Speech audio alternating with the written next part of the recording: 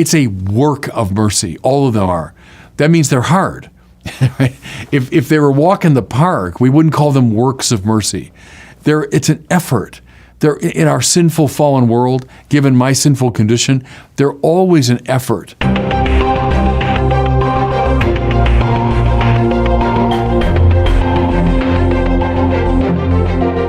Welcome back to the Word on Fire show. I'm Brandon Vaught, the host and the Senior Publishing Director at Word on Fire. We all strive to be spiritually great. We want to be magnanimous men and women, great-souled people. But how do we get there? Well, the church offers a concrete sevenfold path, and that's what we'll discuss today with Bishop Robert Barron, joining us from Rochester, Minnesota. Bishop, good to see you as always. Hey, Brandon. Good morning to you. You just got back from your old stomping grounds in California. You went over there for a few days. Tell us about that trip. What'd you do and how did it go? Yeah, I went really for two official reasons. One was to preside at the wedding of Madeline Lear and her husband. Madeline's the youngest daughter of the legendary TV producer Norman Lear, whom I came to know a little bit when I was out in California. And it's a touch of sadness. Madeline got married just a few days ago, and just a few weeks before the wedding, her dad died. So Norman was at the age of 101. So it was kind of a poignancy to it, but it was a lovely wedding at St. Monica's Church in Santa Monica. So I saw a lot of my old friends back there and presided at that wedding. Then a few days later, I confirmed Shia LaBeouf. So Shia, as many of our listeners know, I met when I was in California. We did that interview that was viewed by a lot of people. Well, he's hung in there with his formation as a Catholic, and so he petitioned for confirmation and asked if I would do it. So I went out there to the lovely mission of Santa Ynez, which I knew very well from my pastoral region. That's where I first met Shia, and presided at his confirmation, which is very moving and a lovely event. So those were the two official reasons I went back, and then I saw a lot of my old buddies and friends back there too. Well, God bless Madeline and her husband and Shia and all of our friends back in California there.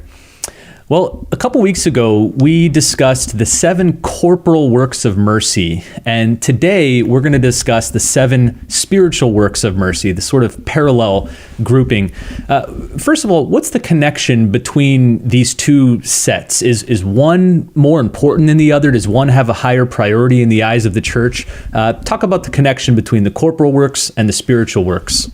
Isn't that interesting, Brandon? I think that's a very important point. They asked Aquinas, why do we have sacraments? Why don't we just, receive the grace of God and we understand that God's a spirit and we've received it? And his answer was, well, because we're not angels. If we were angels, maybe that would be true, but we're not. We're embodied spirits. And so there needs to be both matter and form, he said, in the sacraments, right? The form appealing to the mind, the matter to the body. Well, something similar here, I think. We're both body and soul. We're embodied spirits. And so God's mercy comes to us both in soul and in body. And you might read that as a way of understanding two types of reductionism. One is you hyper-spiritualize the faith. It's all just about the spiritual order. You forget about the body. Well, there are forms of Gnosticism that do that. Or go the other extreme. And I think you find it in a lot of forms of liberal Christianity today, which is reducing, if you want, to the material. It's all about, economic well-being and material well-being and taking care of the material needs of the poor, et cetera. And the church has said both and, as it typically does. It says, no, there are enormous spiritual needs we have, and they have got to be met with the spiritual works of mercy, and enormous physical needs. They're met by the corporal works of mercy. So I like that instinct. And I've used it actually in conversation with people who want to reduce sometimes, I think, the Christian life to taking care of the economic or bodily needs of the poor. And I'll say, look, there are a lot of forms of poverty, not just economic and bodily poverty. Someone who's ignorant, someone who is spiritually bereft, someone who's sad, someone who's unforgiven. Well, those are all people who have great needs, but not at the material level, but the spiritual level. And the church wants to address all those forms of poverty. Let me just briefly list out these 7 spiritual works of mercy. We'll go through each one of them in more length, but here they are briefly. Admonish the sinner, instruct the ignorant, counsel the doubtful, comfort the sorrowful, bear wrongs patiently, forgive all injuries, and pray for the living and the dead. Why is it, you kind of hinted at this already, but say more about why it is that the church says it's not enough for us to love others only with our body? Why is it important that we meet the spiritual needs of their minds and their souls as well? Right. Well, to love is to will the good of the other. And so there are goods in the spiritual order, and we just implicitly named all of them. Intellectual goods and goods of the soul and moral goods and so on. And so that's an expression of love and mercy, is to will the good of the other at that level and not just at the material level. Well, again, let's walk through each of these 7 spiritual works of mercy. Good. As I said earlier, you might consider these the pathway to spiritual greatness. If you want to be a spiritually magnanimous person, do these 7 things.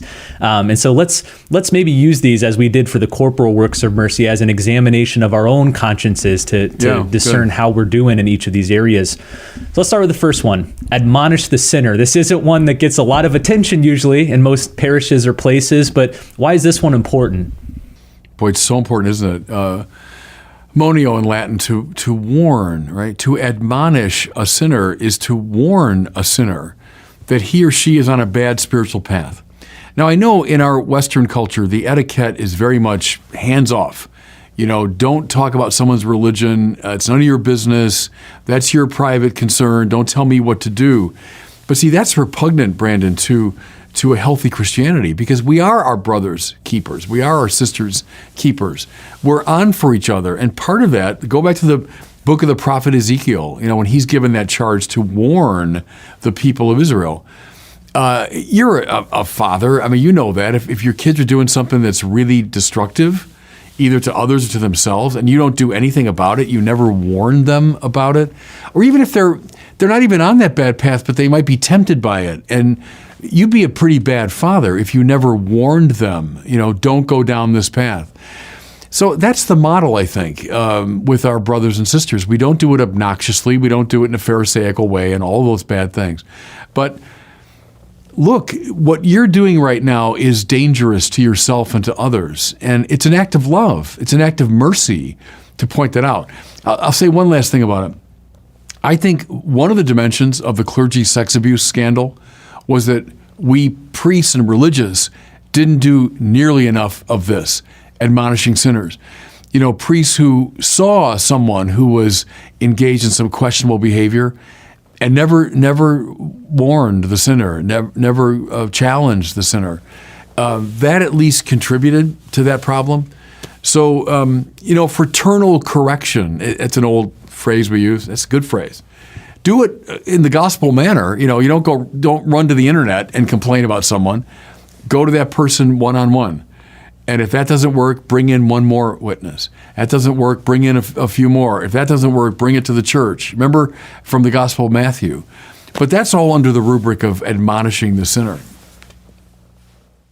All right, let's turn to the second spiritual work of mercy, which is instruct the ignorant. I think that word is usually used pejoratively. Nobody likes to be considered ignorant, but how do we practice this spiritual work? Yeah, and good. That distinction, ignorant doesn't mean stupid. I mean, so if someone's stupid, they're lacking in some basic intellectual capacity. Ignorant just means I don't know. I don't know. And so filling up the mind of someone who doesn't know some important things, that's a work of mercy. Every teacher knows that. I was a teacher for a long time.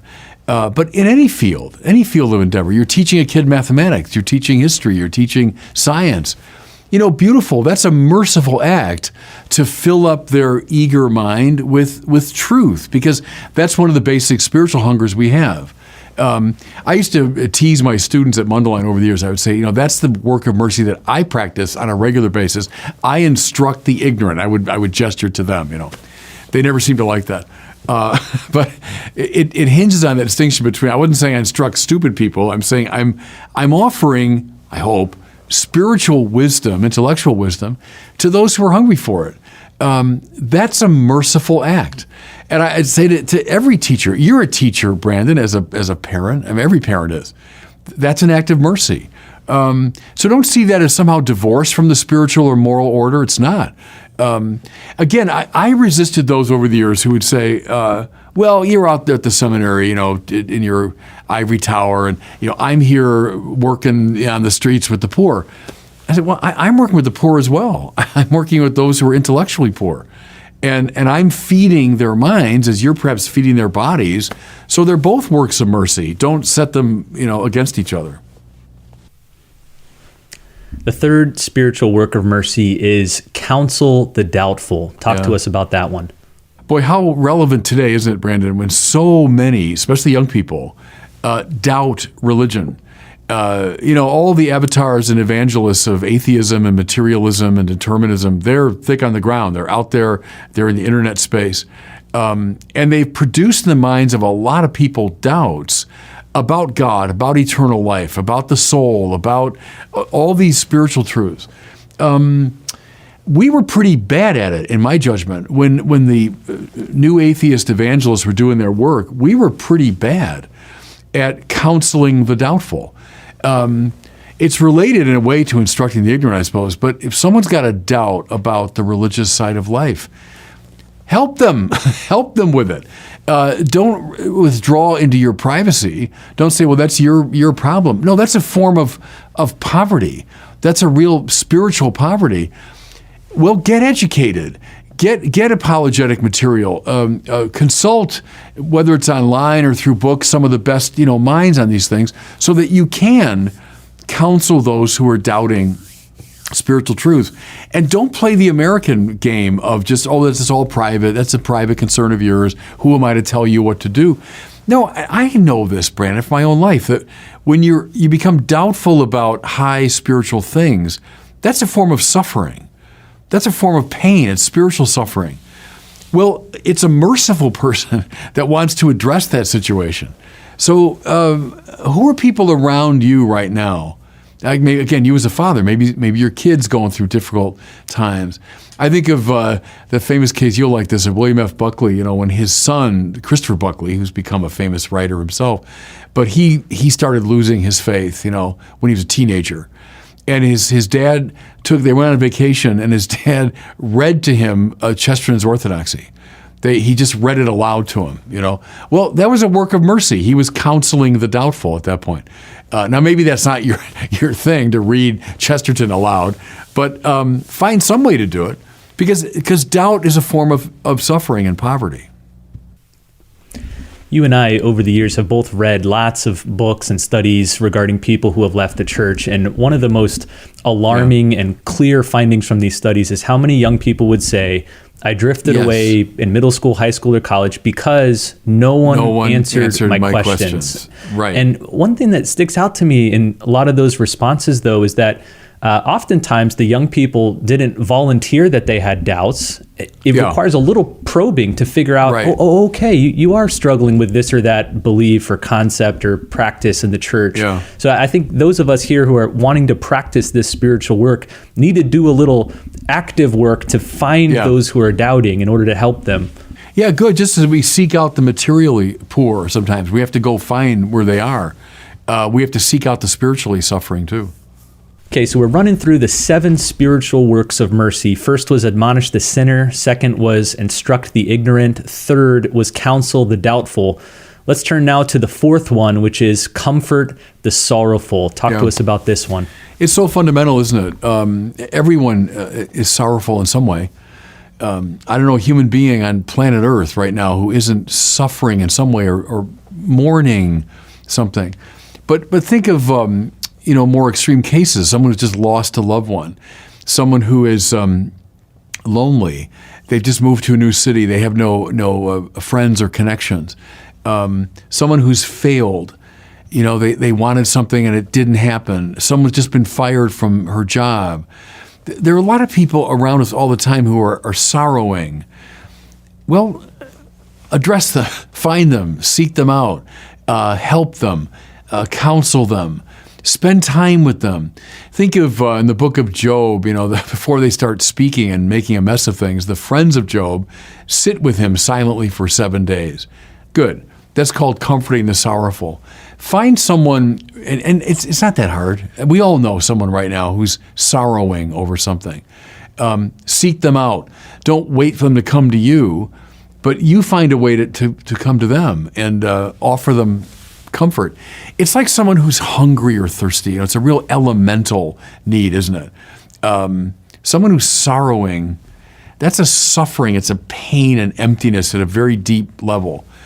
I think of, when I was doing parish work many years ago, it's like visiting lonely people was a big part of the job. I used to go most Fridays, and I'd bring communion to elderly folks who couldn't, get out of the house. And I brought the Lord to them sacramentally. But a lot of the visit was spending time with lonely people who were sorrowing. And I remember, I'd have to make the rounds of like several people within a few hours. So the moment would always come when I'd say, well, I have to leave now. And just the look of pain on their face because they look forward to that moment of that visit. Well, good. That's a spiritual work of mercy to do that. The fifth spiritual work of mercy is bear wrongs patiently. Yeah. It strikes me that among all 14 works, the 7 corporal and the 7 spiritual, this one among all of them, you might say is the only one that is passively done. You're not doing anything. You're not responding to people who have wronged you with harsh criticism or reaction. Talk to us about this one. Bear wrongs patiently. Yeah, one of the verses of that I've always loved is bear patiently the troublesome. So we all know what that's about. There are people in our lives, we come across them practically every day, who for whatever reason are just difficult to be with. They're troublesome. They are annoying. They're boring. They're tedious and tiresome. They're intrusive. They're impolite. Just go through your day. And maybe when you examine your conscience at the end of the day, call them to mind. Who were some troublesome people that I had to deal with today? Well, there's a classic reaction to troublesome people, which is to walk away from them, to bark at them, to criticize them in turn, to bore them as much as they're boring you. There's all ways that we can deal with the troublesome, or we could bear it patiently. We could respond in love, willing the good of the other to someone who's troubling us. One thing I think of, because I'm not a big talker on airplanes. I'm on airplanes a lot, but I kind of put the headphones in and I watch a movie or something, or read a book, because you never really know. Here's this person next to you. You have no idea who this person is. And sometimes it doesn't work and the person starts talking, and it might be in a very troublesome way. It might be annoying or tedious. But I think of this work of mercy in those situations where, okay, why was this person sent to me right now? If you believe in divine providence, and as Aquinas says, God's providence extends to particulars, you and I right now having this conversation is part of God's providence. All right, why was this troublesome person put in my path today? I always like Jose Maria Escrivá on this one, where he said, don't say, gosh, this person is really bugging me. Say, Lord, thank you because this person is sanctifying me. Was this troublesome person sent to sanctify me, to draw forth from me my patience, my forbearance, my love, my generosity, So it's such a practical one. I like that about it. And we all face it almost every day. Not everyone you meet is a great friend and is full of fun and delightful to be with. In fact, most people aren't. And then some are the opposite. They're annoying, they're boring, they're troublesome. Okay. Use that as an opportunity to love. That's this work of mercy. Obviously, all 14 of these works are embodied in the person of Jesus Christ. Yeah. Jesus demonstrated how perfectly to do all of these things. But for this one especially, I think of Christ bearing wrongs patiently in the last hours of his life. He's insulted, he's beaten, he's mocked, and he just takes it. He absorbs all of it into himself and thereby diffuses it. But I think he's the great exemplar, especially of this one. Yeah, absolutely. All right, number 6, the 6th spiritual work of mercy is to forgive all injuries. Talk about that one. Yeah, boy, how central to the teaching and practice of Jesus was forgiveness. And we every day in the Lord's Prayer, as often as you pray it, forgive us our trespasses as we forgive those who trespass against us. To forgive, it's it's a work of justice, and beyond justice, a work of love. When you forgive someone, if you're separated like this, and you've done your part, that's an act of justice. But then they haven't moved. To forgive is to kind of bear their burden, to go the extra step to be reconciled. Well, that's asking too much. Yeah, I know it is. That's the whole point. It is asking too much. It's not fair. He should have moved too, and you would have met in the middle. But he didn't move. So you've got to bear his burden. You have to actively forgive. And it's exceptionally difficult. But, Brandon, look at every troubled place in the world, and you'll find near the heart of it an incapacity to forgive. Justice, that's why after years and years and years of hearing justice, justice, justice, I'm always a little bit wary of so much justice language, because justice is always shouted by everybody on all sides of conflicts. But what resolves the conflict goes beyond justice. It has to. It's not less than justice. So I'm not bad-mouthing justice, but you've got to go beyond justice, I think, if you want to resolve a conflict. And I think that's why it's so central to Jesus' preaching and praxis.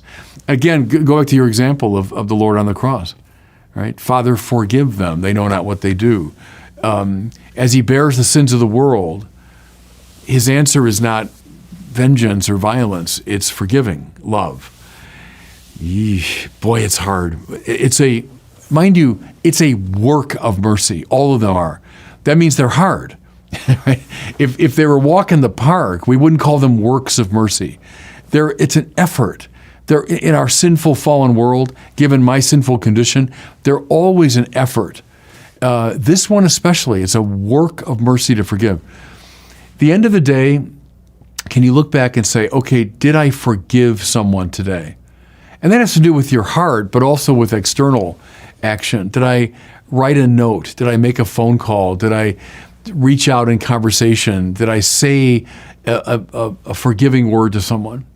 That's a tough one. But it's a work of mercy. Well, the seventh and final spiritual work of mercy, the way to be spiritually great, is to pray for the living and the dead. Why is this one critical? Yeah, pray. Is prayer for us? Sure. I spent my holy hour this morning, partly in meditation. I prayed the Jesus prayer this morning.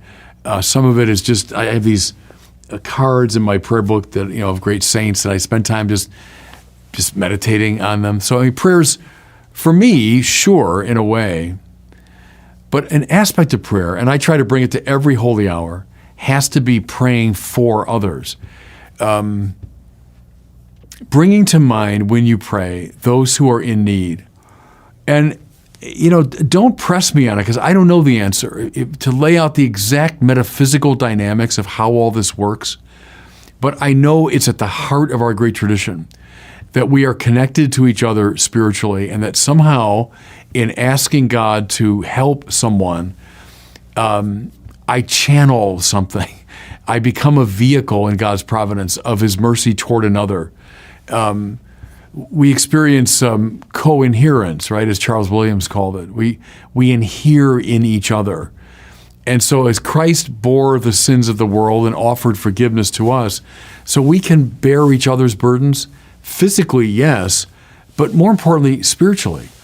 I can through my prayer help to bear the burden of somebody. And so that's a huge part of prayer.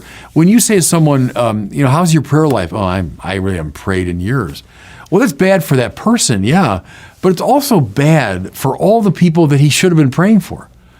I would say that a lot when I was teaching at Mundelein, and the young guys were learning the Liturgy of the Hours, and they'd say, Father, sometimes I just don't feel like it. It's such a burden. I say, well, I don't care. I don't care what you feel like it. You're not praying just for you to get your spiritual, elevation. You're praying for, and that's the training, for a priest. When you pray the Liturgy of the Hours, you're especially praying for the people that you serve. All my priesthood, and now as a bishop, I'm very aware of it. When I pray now, it's this diocese. It's Winona, Rochester that I'm praying for above all. And it's the priests, it's the people I met here, Those I know who are suffering, I'll bring them to mind. One thing too, Brandon, people staying away from Mass on Sunday, bad for all kinds of reasons. But I'll tell you, one reason it's really bad is they weren't praying for the living and the dead. That's one thing you do at Mass. Mass is the supreme prayer of the church. All right, good. You're there for your own, edification, sure. But you're also there because you're a member of the mystical body, and you're obligated to pray at that Mass for the living, and for the dead. One thing, I think you probably heard me do this at Mass at the Prayers of the Faithful. I often say, let's pray for so-and-so who's died. And then I'll say, and let's pray for all the dead who have no one else to pray for them. Someone prayed that many, many years ago, and it stayed in my mind that, okay, I'm saying Mass, the universal prayer of the church, the greatest prayer of the church, offered to the Father in Christ. Well, yeah, I am. I'm going to pray for people I've never met, people I have no idea who they are. They could have lived 1,000 years ago, but I'll pray for them because no one else is praying for them. That's one of the tragedies of absenting ourselves from the Mass, is we don't perform this work of mercy.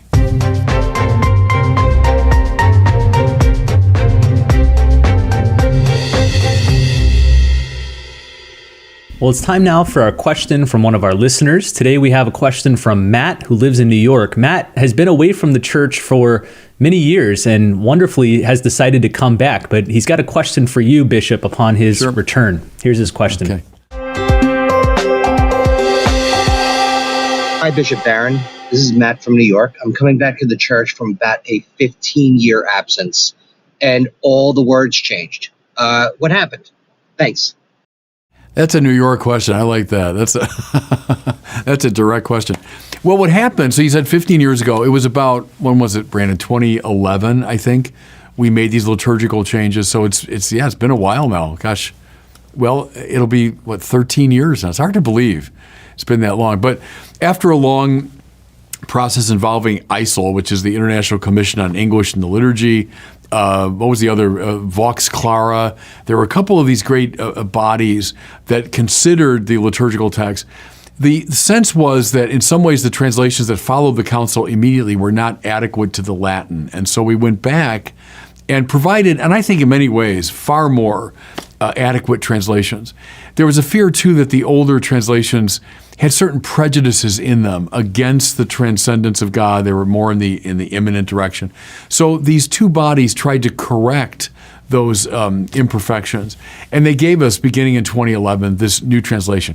Now, it's really not fair to say that all the words changed. In fact, I'd say most of them remain more or less the same. But we did indeed update and make more faithful to the Latin the renderings of the liturgy. I think most of our people, got used to it pretty fast. There was a great concern. I remember that, like, oh my gosh, what will the people do? And they're going to run away and they won't get it. I think pretty quickly people adapted to them. And I like the prayers much more. They are better crafted. They are more respectful of the beauty of the liturgy, the transcendence of God and all that. But that's what happened about, 13 years ago now. Well, as we wrap up here, I am delighted to tell you about Word on Fire's newest book. This one is by the inimitable Peter Kreeft. I know many of you who listen to this show are big fans of Peter Kreeft. We published many of his books before. This new one is called Ethics for Beginners, Big Ideas from 32 Great Minds. Socrates once said that a good person does not worry much about the little things, like whether he lives or dies, but only about the one big thing, whether he is a good person or a bad one. In this book, Ethics for Beginners, philosopher Peter Kreeft reclaims the importance of ethical study in answering life's big questions. What is the meaning of life? How should I live? How should I treat other people?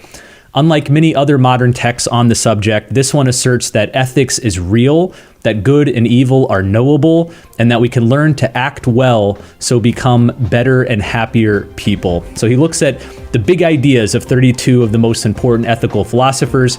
If you previously read Socrates' Children, his 4-volume history of philosophy set, this would be a great follow-up book to it. Again, it's called Ethics for Beginners. You can find it at wordonfire.org/ethics. Well, thanks so much for listening and watching. We'll see you next time on the Word on Fire show.